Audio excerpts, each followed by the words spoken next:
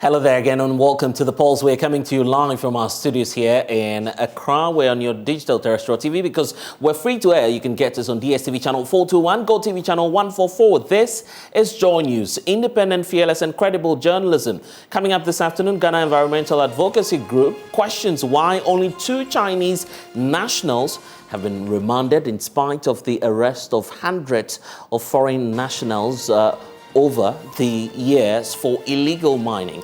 We'll engage leadership of the group, which has petitioned the Attorney General and the Inspector General of Police, as well as the Ghana Immigration Service, to investigate the matter. We'll bring you details shortly. Meanwhile, government is under intense pressure to ensure the effective prosecution of Galamsey Kingpin Aisha Huang. We'll hear from the minority leader, Haruna Idrisu, who's leading that charge. As Parliament resumes, I'll file a question in the name of the minority leader for the Minister of Interior to provide a list of foreign nationals arrested and being prosecuted.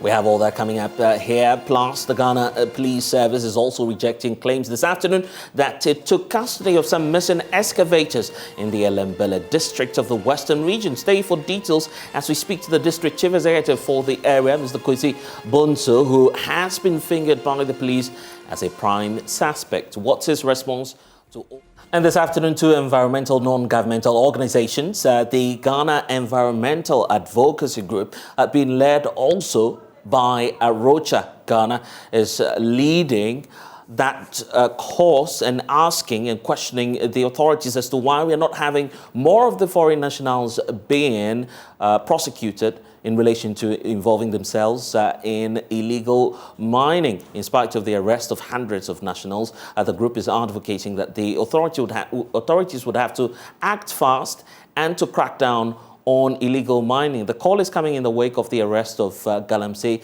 Kingpin Aisha Huang, who's been reportedly making her way back into the country, who was also picked up by the security agencies a few days ago. But the advocacy group is asking for some measures to be enrolled. Would put that on the screens for you shortly. But let me bring in Darrell Boso now, who's the National Deputy National Director for Arocha Ghana, joining us via Zoom. Thank you for your time here on The Pulse. So you're leading this campaign, but first of all, help us understand what your exact concerns are. Is it the case that you believe that the issue of illegal mining will be stopped permanently if we crack down on foreigners? Thank you very much. So, Bless, we appreciate the opportunity. This campaign is both being led by Ghana Environmental Advocacy Group and Arocha Ghana. The issue is not the fact that if we deal with foreigners punitively to resolve our problem, but the issue is that we need to ensure fair administration of justice in this country, and particularly looking at the issue of Galamsey, the impunity, the emboldened attitude with which these illegal perpetrators are engaging their activities means that we really need to do something right. And so far, what we have realized that we are not doing so well is the bit on ensuring that prosecution is fair and covers all people without any favor of any people, particularly for people who are politically exposed. Now, if you take a look also at the report that was coming from the 4th Estate, they made an inquiry using the RTI and requested for information from the Ghana prison, how many Chinese are within our cells or jail.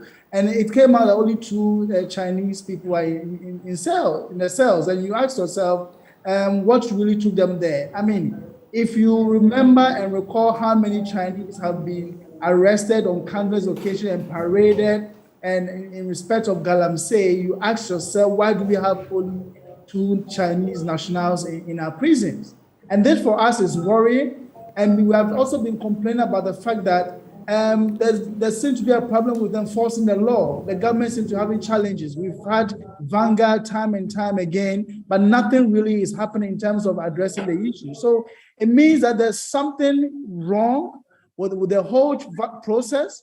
Once arrest is made, we need to ensure that prosecution is also done fairly, and that is not happening. That's why we are concerned, because if you really look at it, a lot of Ghanaians are just at the bottom of the pyramid when it comes to mining. But those who are at the top, who are the Chinese, who are the big politically exposed persons, they manage to escape the law. And this is something that is not helpful for building a country that claims to be run by the rule of law. And that is why we thought that we make an inquiry from the IGP and also from the Minister of Justice why this is happening. But then, obviously, you're also asking that some transparency be provided on the matter in terms of how many cases are being prosecuted. What problem would that solve, by the way? I think our request is for an accounting. So when we say accounting, we do not only want to know how many people have been prosecuted and all of that, but it also tells you what is really happening. You cannot be arresting so many people, parading them all the time, but if you go, it means that if you go down to check in our prisons and also in terms of cases that have been successfully prosecuted, nothing is done. It means that there's something wrong with the law, with the compliance mechanisms that we have in place. And as you know, we've been talking about Galamsey for a long time. This also more or less reflects the kind of weakness in terms of ensuring that the compliance bit supports the policy. And this is where the missing gap is. We have good policies. We talked about good regulations and also regulations and compliance regimes, but we are not enforcing it. And this is where we can track what exactly is happening and know where to ensure that we close the bottlenecks. And then to the specifics about Aisha Huang, who obviously is now in the custody of the security agencies. What's your expectation from government on this? The obvious thing is to call for the prosecution, but the belief is that this goes way beyond her. Well, I think we made a big mistake as a country. The president admitted it. We need to now take the opportunity and correct the past by making sure that the full provisions within the law is applied, nothing less than 20 years and then deportation. We will not tolerate any further deportation without subjecting her to the laws of the land. And this is something that has been a weakness within the enforcement regime for addressing Galamsey and the involvement of foreign nationals, particularly the Chinese. So it is our expectation that government will take the opportunity and not repeat the mistakes of the past. Not that we don't expect anything less. And there are some legal concerns also emerging. But at this point, let me also bring into the conversation, Daryl, the co-founder of Eco-Conscious Citizens, Ellembelle, who's also joining us. Thank you for your time. So you've also been monitoring what it is that government intends to do with this particular case. But there are some concerns as well about the identity involved and as to whether or not the lawyers for the foreign national involved in this particular case could challenge her own identity. Of course, we're claiming that this is the same Aisha Huang who's made her way into the country. Some say it's not enough to say that in court. What's your thought? I can say that I don't see what the concerns are. We have her identity. We have her fingerprints. We know that the person before us is the same person who was deported in 2019, who has come back. I should think that before she was deported or before she was arrested the first time, so there were some processes. Her fingerprints would have been taken, her photo would have been taken. Therefore, we can compare the two fingerprints and we can see that we are talking about the one and the same person. I don't really see any difficulties. But then, we're then supposing that, of course, the institutions such as the Immigration Service and other security agencies would have that intact. Knowing the circumstances under which she was extradited to China, we do know that this is a powerful person we're talking about. Her ability to even come back into this country, possess, for instance, the Ghana card, raises a lot of questions about what may happen to her identity. I mean, the only question to be raised is how we're enforcing our own rules and regulations. To me, that's the question to be raised. Why she was not sentenced and made to serve a sentence before she was deported. But that's neither here nor there. We are where we are now. She has been arrested. We know that the person who has been arrested is the person who was engaging in illegal activities. She should be charged, put before the court. And as Daryl has rightly said, she should be sentenced. And then after she has served her sentence, she can be deported. If we are a sovereign country and we're prepared to enforce our rules and regulations, I honestly don't foresee any problems. We need to get to the bottom of this. I can't go to China and break the laws with impunity because a sovereign country like China is not going to allow it. If any foreign nationals are able to do this, we don't blame the foreign nationals, we blame ourselves for not enforcing our own laws and regulations. We need to look in the mirror. And personally, what do you make of government's fight against illegal mining? Because some say, looking at the arrest of Aisha Huang, it goes to prove the fact that government is committed to the cause and that the security agencies are on top of their job in terms of cracking down on illegal mining. Is that your reading into this case? Well, when I'm looking at illegal mining and what is being done, I look at the state of our rivers. So we can jump up and down, we can do anything if the state of our rivers are what they are. And as was said earlier on, some culprits are paraded every now and again, but the illegal mining by Ghanaians and non-Ghanaians goes on with impunity. Then it's difficult to say that there's any seriousness being attached to illegal mining. The facts speak for themselves. Behind you, we can see what is going on. I mean, the state of our waters and Water and Sewage Corporation telling us that if things continue as they are, we might have to import water. Is there any seriousness in our tackling illegal mining? I leave that answer to viewers. Interesting point there. And Daryl, we do know that your group, together with that of Ellembelle, have raised even concerns about what's happening to our strategic forest reserves, such as the Itiwa landscape.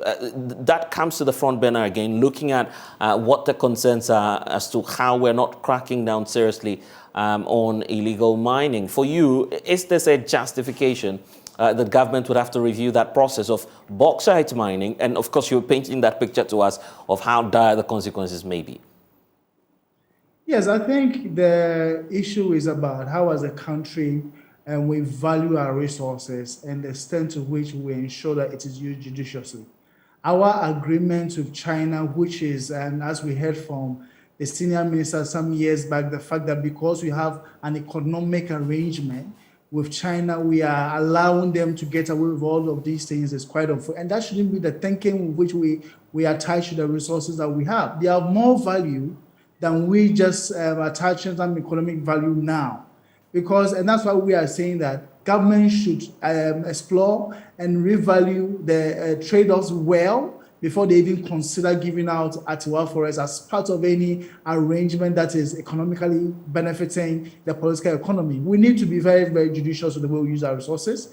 We cannot say that because of some peanuts we're getting from a country like China, we then allow our sovereignty to be taken away because of all of that. And so for us, we still stand by what we're indicating, that government should look at a more long-term judicious way of using our resources, paying much attention to the trade-offs. And that's for us is what is important. It's not that we can't get bauxite elsewhere, but water you cannot get elsewhere. So let's really pay attention to that and make sure that we do not allow others to determine the course and way by which we should use our natural resources, like the way the Chinese people are doing now.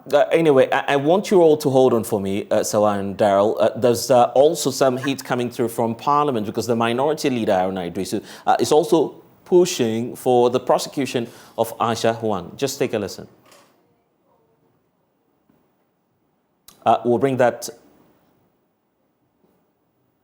Arrested in 2017 and charged with undertaking small-scale mining operations contrary to the law. However, she was deported to China in 2018, a move which attracted widespread public criticism. Former Senior Minister Yawa Safo-Mafo justified government's decision. The main company that is helping develop the infrastructure system in Ghana is Sino ID. It's a Chinese company. There are other things behind the scenes. Putting that lady in jail in Ghana is not going to solve your economic problem. Aisha Huang slipped into the country through the Togo border, having changed her identity and returned to her Galamsey business in the Ashanti region. She and 3 others were arrested upon intelligence by the National Security. Court documents available to Joy News showed she had changed her name to Huang Rushia. She has been charged with engaging in the sale and purchase of minerals without valid license and engaging in mining without license. Member of Parliament's Mines and Energy Committee, Edward Bauer, wants government to demonstrate seriousness in prosecuting her this time around. She knows that she will come, and when they arrest her, worst case scenario, she self uses her network to find a way of freeing herself. And that's why she could dare to come back to this country. So I just hope that this time Aisha will be used as an example to other foreigners who engage in these things in our country. Aisha Wang has pleaded not guilty to all the charges and has been remanded to police custody. She's expected to reappear on September 14. Once Parliament resumes, I'll file a question in the name of the minority leader for the Minister of Interior to provide a list of foreign nationals arrested and being prosecuted. So she should consider that will be done early October. As a follow-up, now on her petition to Parliament, I believe the Public Affairs Secretariat of Parliament will respond appropriately. But I should say that the Speaker, Albans Bagbin, is very active to the task. There is a problem with how Parliament deals with petitions. So part of the amendment to our standing orders will be to deal with it. You see, when you bring the petition, it has to be tabled, and probably a member will have to take it up. That is not how petitions are handled globally across the world. Now, to borrow her words, but mockery of the rule of law. She says mockery of the legal system. Now, to answer Lizzie, one is back because Ghana is profitable for her and she has a favor of the elite political system, nothing more. That's why she can breach our law with such impunity. But Parliament has also failed us in this regard. Parliament has failed Ghana in many respects. I'll share some with you as we dance along. But in this case, you agree that you have failed us. Why that? Why did you sit aloof for this to happen? I say Parliament have failed us in many respects. Not being responsive, not being too transparent, and not being accountable, and not protective of the public purse because of excessive. Okay, the issue about Parliament now. Let me start off with you, Sogah. Yes, I mean, Parliament has their responsibilities, but I think that right now, if we want to get to the bottom of this, we have to look at our enforcement regime. For me, that's where the problem lies, our enforcement regime.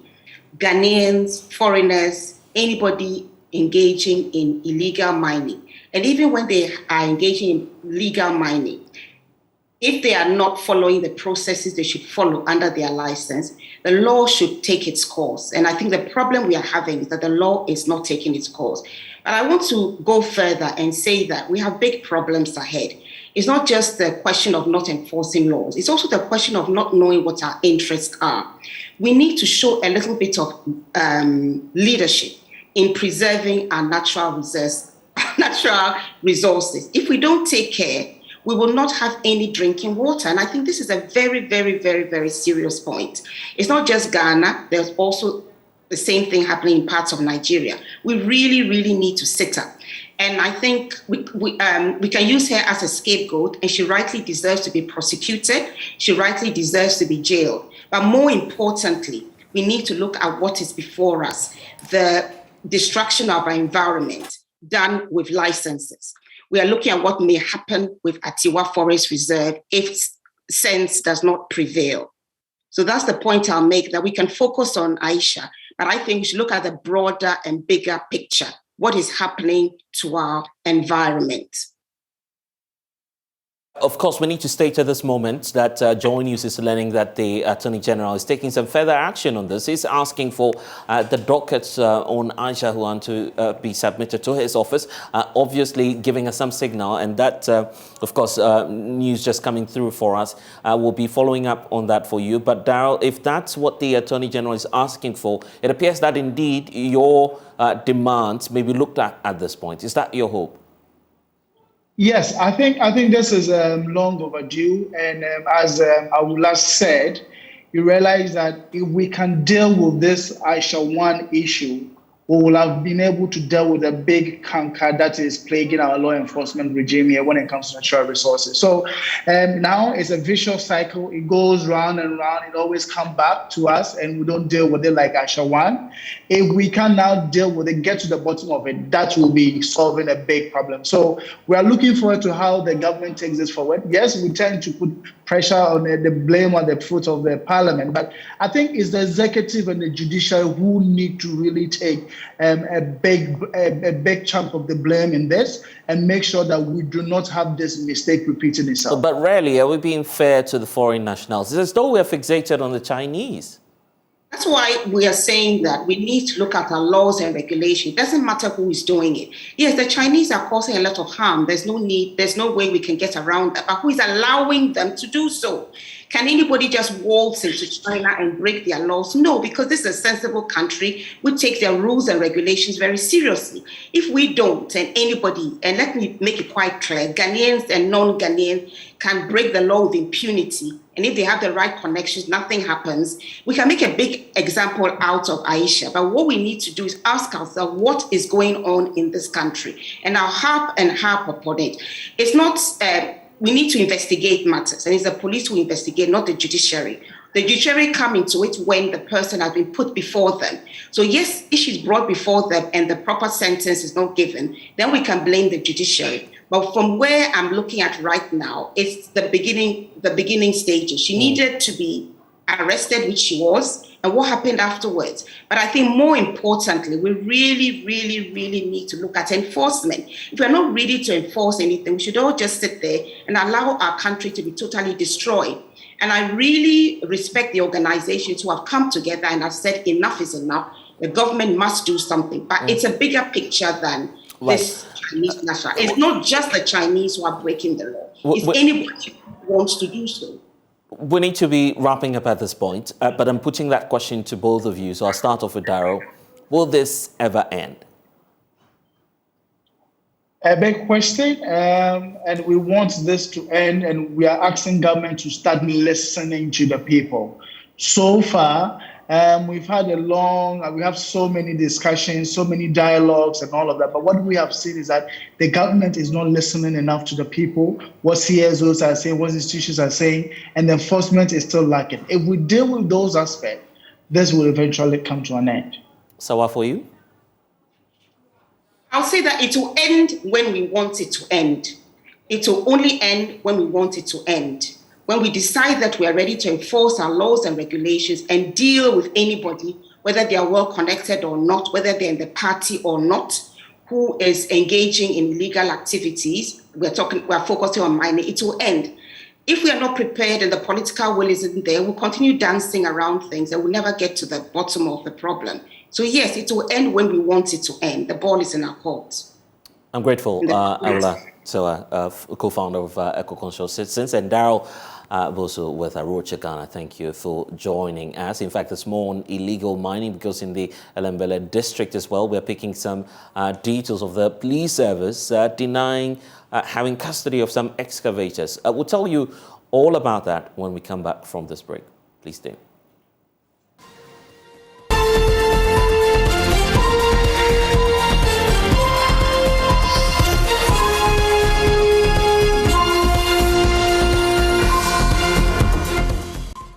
And you're welcome back to The Pulse. The Ghana Police Service is this afternoon rejecting claims that it took custody of some missing excavators in the Ellembelle district of the Western region. On your screens now, you have a copy of a statement released over the weekend by the Ghana Police Service indicating their concerns on the matter. It reads that the Western Regional Police Command has noted with concern a response in in the Friday, 2nd of September 2022 edition of the Chronicle newspaper, which alleges that some 2 excavators which were in the custody of the police at Ellembelle have disappeared. We wish to state categorically that no excavators were handed over to the police by the district chief executive of the area, Mr. Kwesi Bonzo, or any other person from the assembly. The statement continues to say that we therefore urge the public to disregard the publication and treat it with contempt it deserves.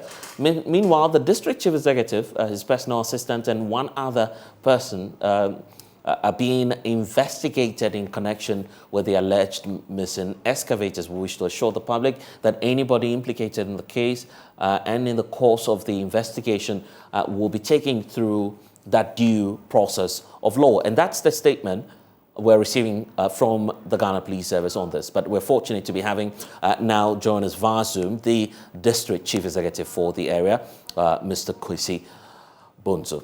It's good to be talking to you now. And of course, the first question will be about your investigation. The Ghana Police Service appears to have done some investigations which is giving them initial findings that may suggest that in terms of the disappearance of the excavators, you have a hand in that. What's your response to that? Good afternoon, Bless. I think since the statement was issued by the Ghana Police on Saturday, there have been a few developments that has changed the whole scenario. Because I have never said anywhere that I handed over excavators to the police. Indeed, I'm the complainant in this whole issue of missing excavators. I complained to the Ghana Police Service that I requested policemen to keep watch over 2 excavators that had been impounded from an illegal mining site that was supposed to be transported to the secondary for prosecution by the Attorney General as a exhibit. So in this case, if the police is investigating, I have a lot to offer because so far I've given the police enough details that should allow them, that should enable them to conduct whatever investigation that the police want to conduct into finding the excavators. My interest is that those 2 excavators have to be found because excavators, for heaven's sake, are not like boxes of matches which can just be put in somebody's pocket and disappear. Now, the background to the issue is that on Tuesday, the 30th of August, we had information about some illegal mining activities going on at Nkroful in my district. I was there in Accra on an official assignment for a meeting with the Petroleum Commission at the Petroleum Commission headquarters. So I instructed the District Mining Committee and some members of DISEC to move to the site. That is when they saw those 2 excavators causing havoc to our environment and instructed that those excavators should be packed. When it was packed on Wednesday morning, around 9:30, when they spotted the excavators being packed at the Tilikubu Castle, I was informed. Then I also informed the regional minister who said I should transport excavators to Takoradi so that the Attorney General could take over the matter. And as you know, excavators cannot be tracked on a road. It has to be put on low beds. So whilst we are ready to get low beds to transport it, I asked the district DNA officer and the member of the mining committee, through whose effort the excavators were impounded, to contact the police and request for police protection over those excavators. So technically, the excavators were not handed over to the police, but then we requested for the police protection, knowing very well that without police protection, those excavators. So in less than 24 hours after you gave that directive, the excavators are nowhere to be found? Yeah, so what happened was that the police provided protection from 2 p.m. to 6 p.m. That's shocking. I mean, the excavator that we're talking about now, it's not some sort of a salon car that, well, someone could just make away with. And just as you're indicating, you need bigger equipment to try and trail that. So how come that you're not able to provide protection for this piece of equipment? Yeah, that's the source of the investigation now, because according to the police, at the time, they didn't have enough men. So the division commander, who dispatched 2 constables to keep watch over the excavators from 2 to 6 p.m., they left the excavators. But subsequently, there have been some contradictions in statement and public interview of the division commander. This morning, I spoke to the regional police commander, who assured me that the police came back yesterday. They are very much on top of the investigation, and I believe that, knowing what I know, yeah, but I mean, really want to find a because the fear is, I mean, looking at the history of this country and the issue of missing excavators, I mean, I personally doubt if we would find these excavators. No, I have every confidence in the police that will find excavators. Where will you find them? Where will you find the excavators? We have provided enough details. If you look at the pictures and the videos, we provided pictures of the operators of the excavator, pictures of the excavator itself, including chassis numbers, every single detail that should enable the police to find the excavator. I mean, you're in charge of the District Security Council. The issue about intelligence and, for instance, what the security agencies are telling you about the whereabouts of this piece of equipment, do you suspect, first of all, that it may have been moved out of the area? Kwesi Bonzo, are you with us? There is been moved out of where it was parked, but whether it is in the out of the location where it was parked, but as to whether it is still in the district or outside the district, that is what we cannot tell. But I believe that with concerted effort, the excavator should be found, because excavators cannot just vanish overnight, and that has been my complaint from day one. Of course, the Chronicle reportage misrepresented it to make it as if that the excavators were at the police station. They were not at the police station. They were parked at the roadside on the instructions of the BNI officer. But we requested the police to keep protection over it. That is why the police are interested in, I'm sure the police themselves are interested in knowing who ordered the excavators to be taken away. So this is not a matter. Look, the issue of illegal mining, I've been following the conversation this afternoon from your various panelists. Right. I must say that it's a very complex issue.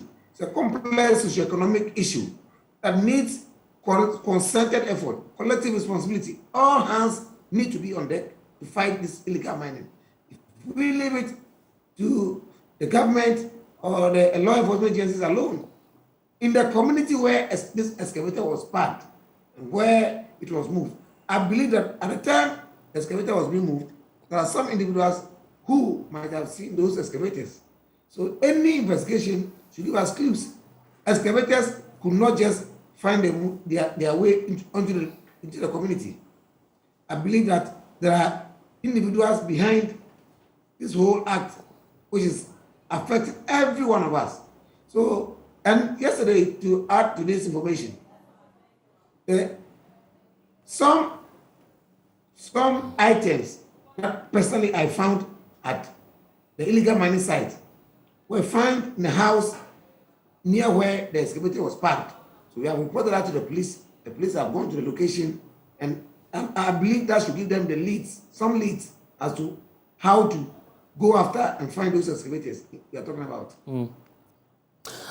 Your area is very notorious when it comes to issues of illegal mining. In fact, we saw some of your, residents, particularly the youth, go on rampage, attack the police station in one of the localities where, of course, Galamsey is rife.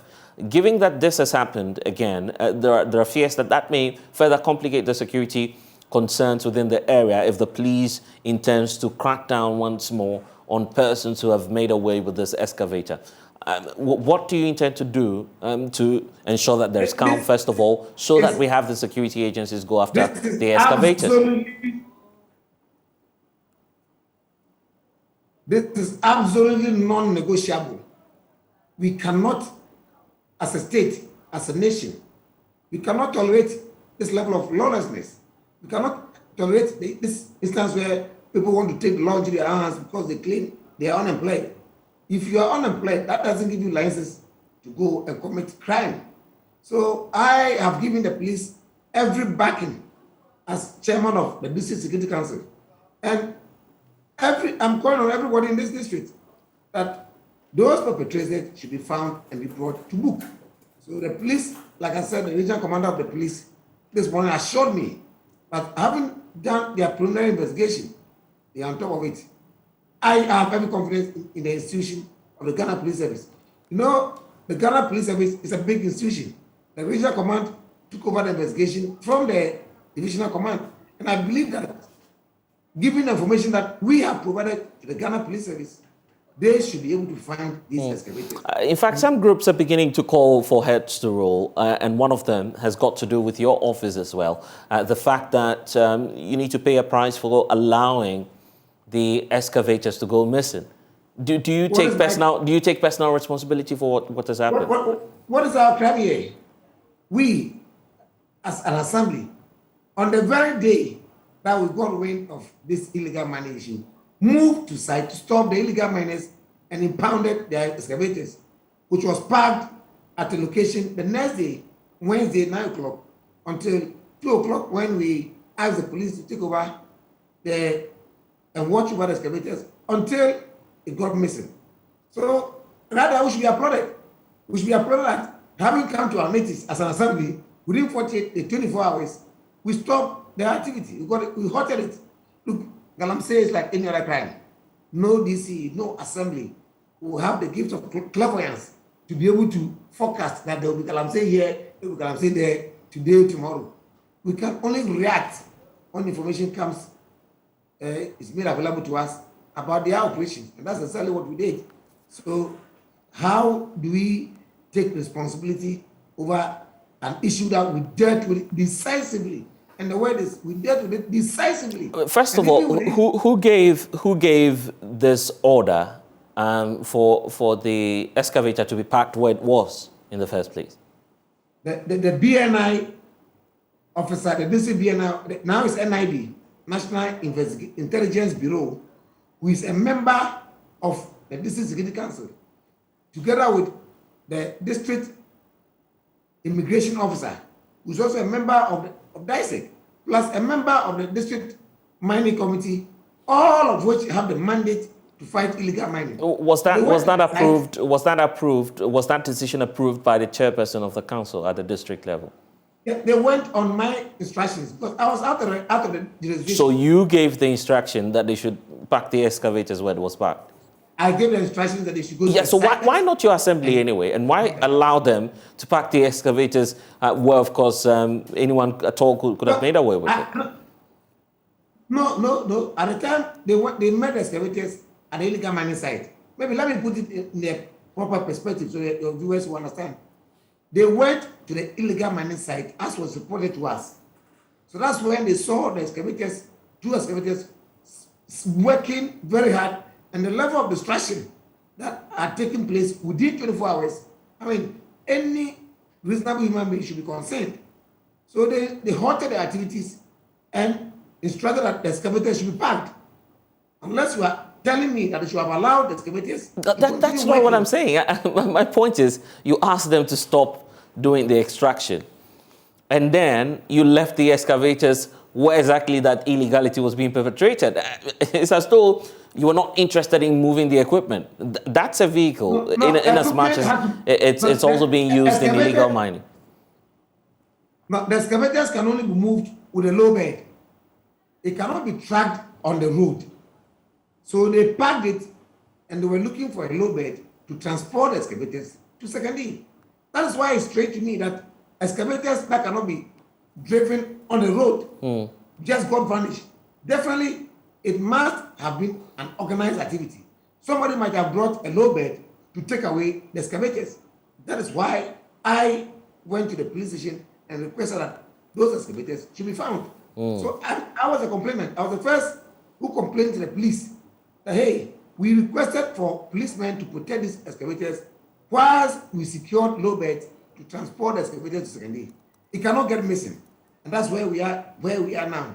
So obviously, the movement of the excavator was not by accident. Somebody must have brought a low bed into the district and transported the excavators on the low bed. Okay, let me give you a minute for us to wrap up. What's your expectation of, the IGP and the regional command and those you've been working with on this matter? Speaking with the regional commander this morning, it exudes a lot of confidence that the police really understand the issues that I have raised. My issue is that I'm not here to blame the police. I want the excavators found. That's what we want as an assembly, so that the perpetrators can be brought to book. Because 2 excavators that were impounded at the illegal mining site For the owners to even have the impunity to come and take the excavators away is bad enough. So I'm requesting that the police should help us find those 2 excavators and deal with the owners of the excavators as the perpetrators of the crime of illegal mining in my district. Okay. Currently, that is the only site where illegal mining is taking place. And any other illegal mining activity that come to my notice, I will deal with it decisively as chairman of BISEC. It doesn't matter whose horse is God. I have not tolerated illegal mining, and this is not the time to tolerate illegal mining under any circumstance in Ellembelle district. Okay, we'll see about that, and definitely we'll be tracking the issues, but I'm grateful, Kwesi Bonzo, for your time here on the Pulse on the Joy News channel.